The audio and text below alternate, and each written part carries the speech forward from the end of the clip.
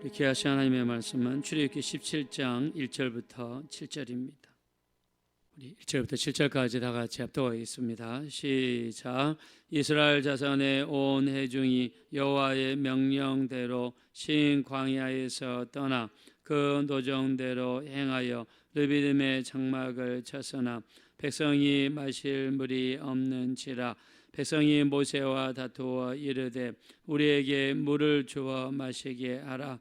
모세가 그들에게 이르되 너희가 어찌하여 나와 다투느냐? 너희가 어찌하여 여호와를 시험하느냐? 거기서 백성이 목이 말라 물을 찾음에 그들이 모세에게 대하여 원망하여 이르되 당신이 어찌하여 우리를 애굽에서 인도에 내어서 우리와 우리 자녀와 우리 가축이 목말라 죽게 하느냐?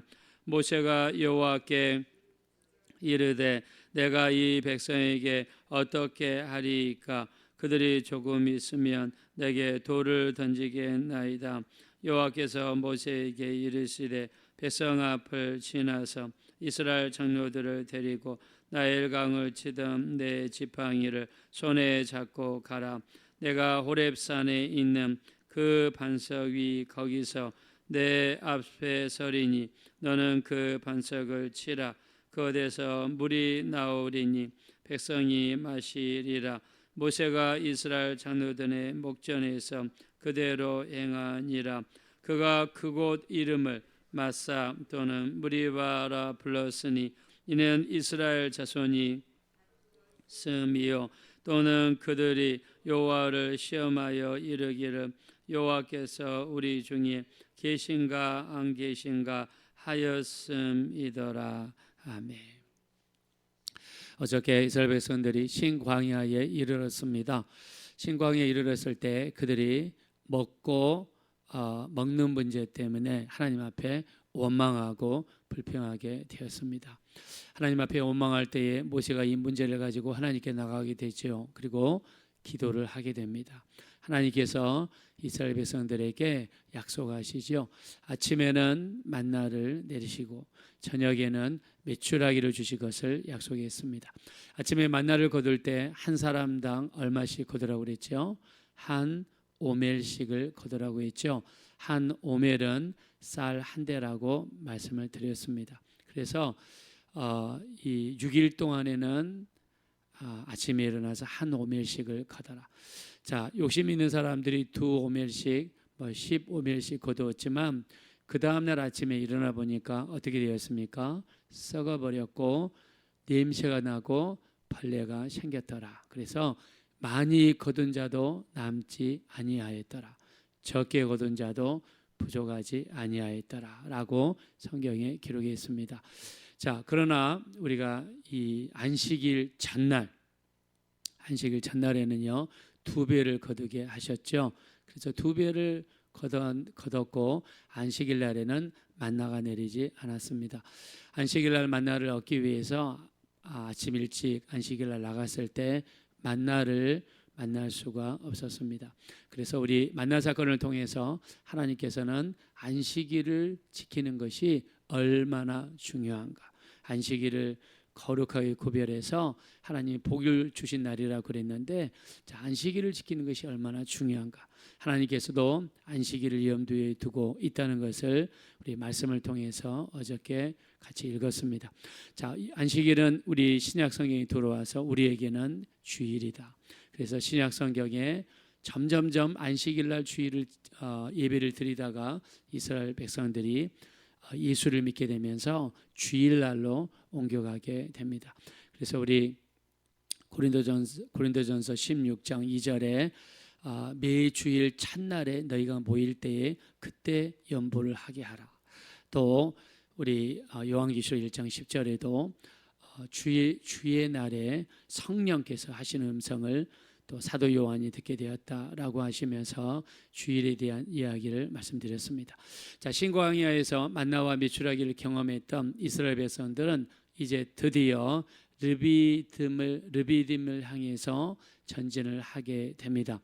자, 근데 이스라엘 백성들이 움직일 때마다 기준이 있었습니다. 그 기준을 성경에서는 두 가지로 표현을 하고 있습니다. 자, 17장 1절로 한번 가보겠습니다. 다 같이 읽겠습니다. 시작. 이스라엘 자손의 온 회중이 여호와의 명령대로 신 광야에서 떠나 그 노정대로 행하여 르비딤의 장막을 쳐서나 백성이 마실 물이 없는지라. 아멘. 자, 이스라엘 백성들이 이쪽에서 저쪽으로 옮겨갈 때 두 가지 기준을 성경에 말씀하고 있어요. 첫째는 여호와의 명령대로, 두 번째는 그 노정대로라고 했습니다. 자, 우리가 잘 알고 있죠. 이스라엘 백성들이 움직일 때 뭐가 떠올라야 되죠? 성막 위에 있는 구름 기둥이 떠올라야지 이스라엘 백성들이 움직이게 됩니다.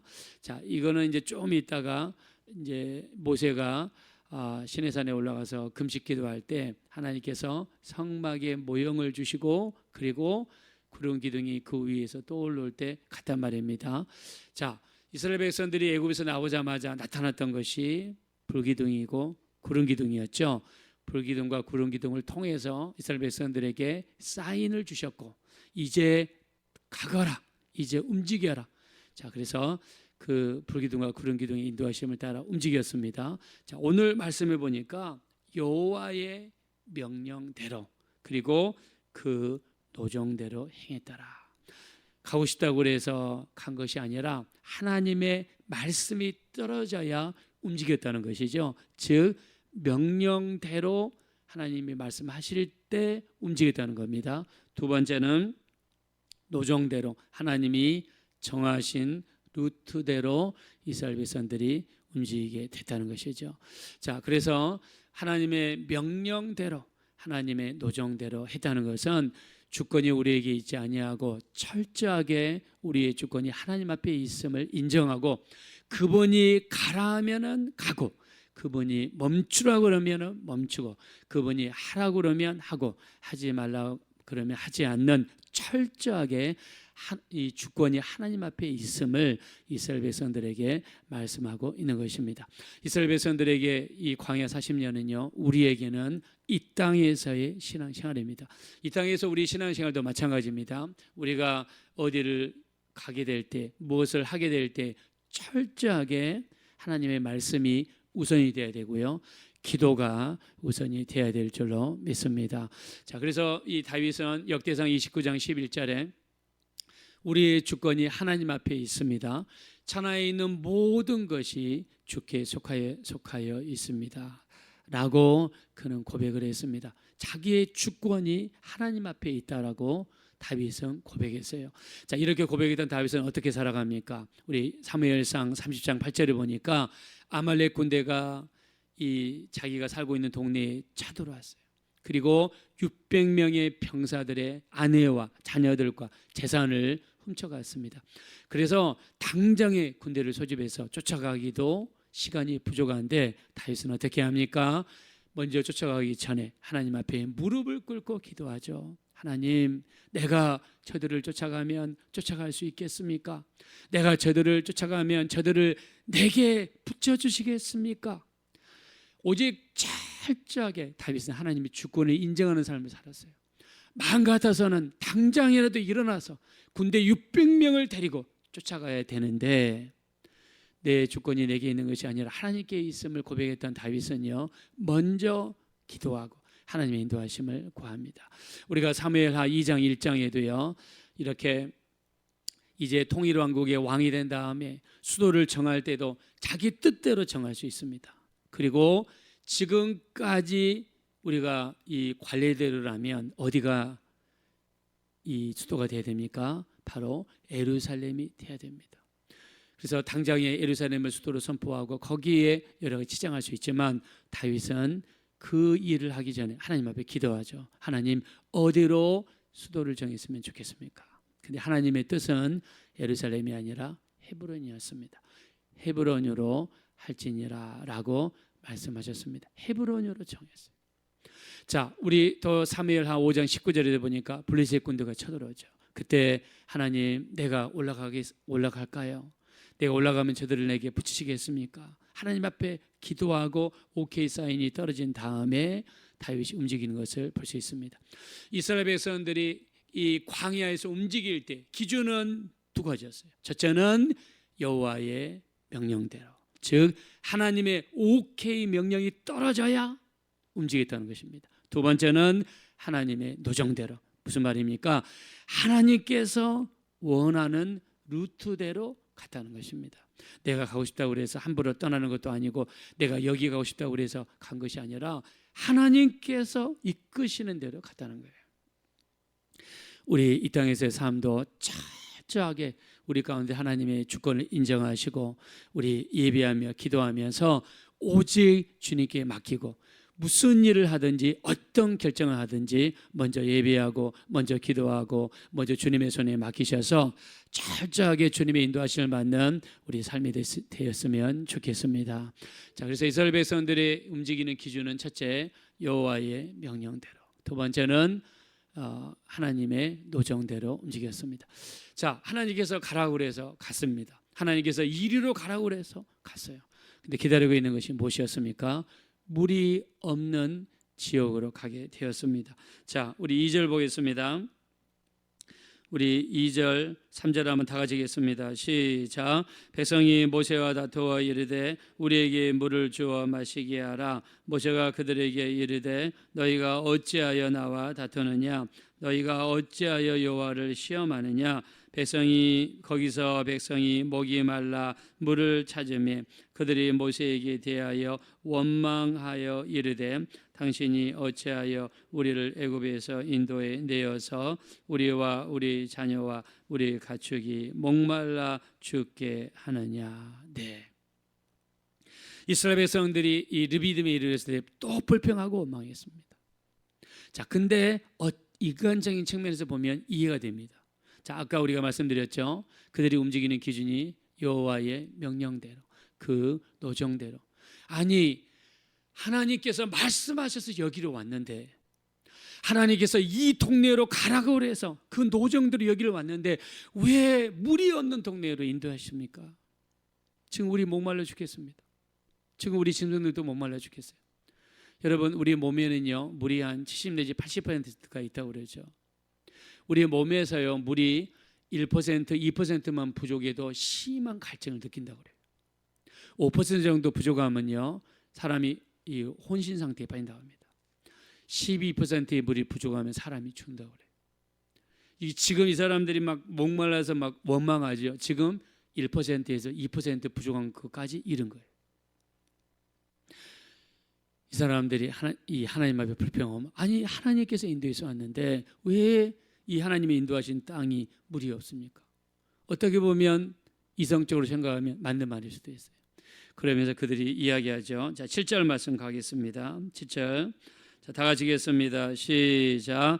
그가 그곳 이름을 마사 또는 무리바라 불렀으니 이는 이스라엘 자손이 다투었으며 또는 그들이 여호와를 시험하여 이르기를 여호와께서 우리 중에 계신가 안 계신가 하였음이더라. 네. 자, 여기 보니까 이스라엘 백성들이 하나님을 시험했다고 그랬습니다. 어떻게 시험했습니까? 여호와께서 우리 중에 계신가 안 계신가? 아니, 하나님이 명령하셔서 이리로 왔는데요, 하나님께서 이 넓은 광야에서 이리로 가라고 해서 이리로 왔는데 왜 물이 없어요? 왜 더 힘듭니까? 왜 우리의 삶은 더 팍팍해집니까? 왜 우리에게 이런 시험이 왔습니까? 왜 우리에게 이런 어려움이 왔습니까? 아니, 기도했더니 하나님 이리로 가라고 해서 왔지 않습니까? 아니, 기도했더니 말씀 붙잡았더니 하나님이 이리로 하셔서 여기까지 왔는데 왜 우리의 삶은 점점점 더 어려워집니까? 그래서 그들이 하나님이 우리 가운데 계신가 시험했다는 거예요. 결론적으로 말씀드리면 하나님은 좋을 때도 계시지만 안 좋을 때도 우리 가운데 함께 하시는 줄로 믿습니다. 성공할 때도 하나님이 계시지만 실패할 때도 그 가운데 계시고, 밝을 때도 하나님이 우리와 함께 하시지만 어두움 속에 우리가 거닐고 있을 때도 하나님은 그곳에도 우리와 함께 하시는 줄로 믿습니다. 하나님은 계시는 거예요. 우리가 기도하고 나서 잘 되면 할렐루야 막 기쁘고 즐거워하죠. 야, 역시 하나님 우리와 계시는구나. 근데 기도했는데요, 하나님이 말씀에 순종해서 여기까지 왔는데 이리도 꼬여요.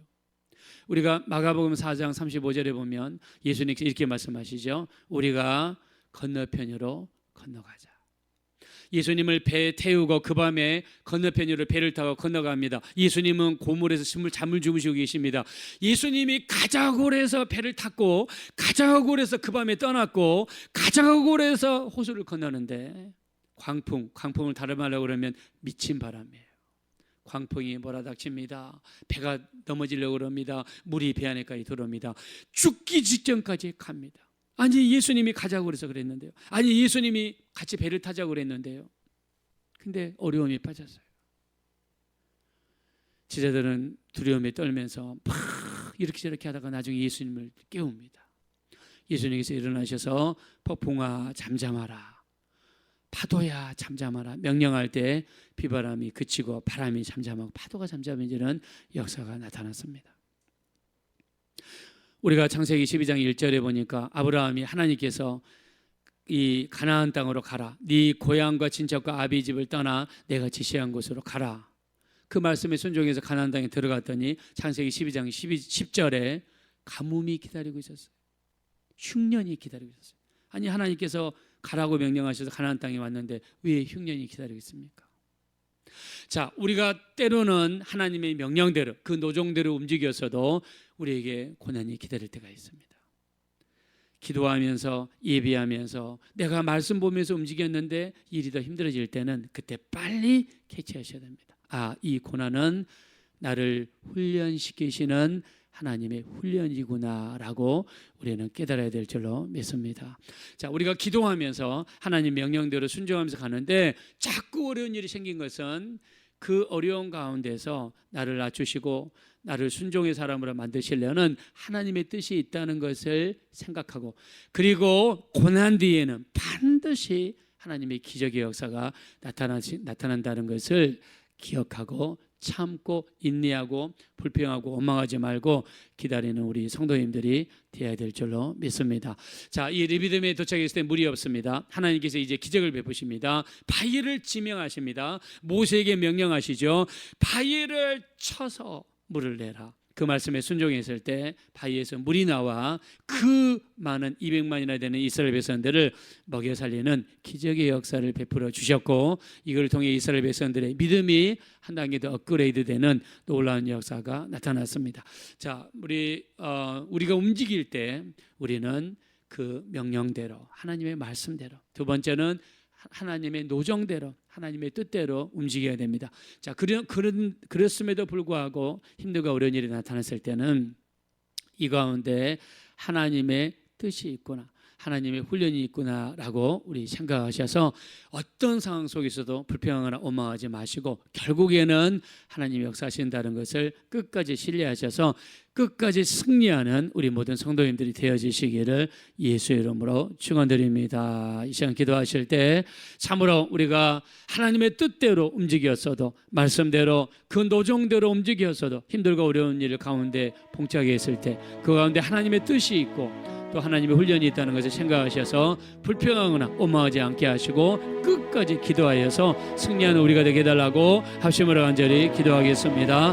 허락하시고 자비하신 하나님, 우리 하나님, 우리가 움직이는 그 기준을 성경에서 말씀하고 있습니다. 첫째는 하나님의 명령대로입니다. 우리 하나님의 명령에 순종하여 하나님의 말씀에 순종하여 움직일 수 있는 우리가 될 수 있도록 우리 하나님이 인도하여 주십시오. 주권은 우리에게 있지 않습니다.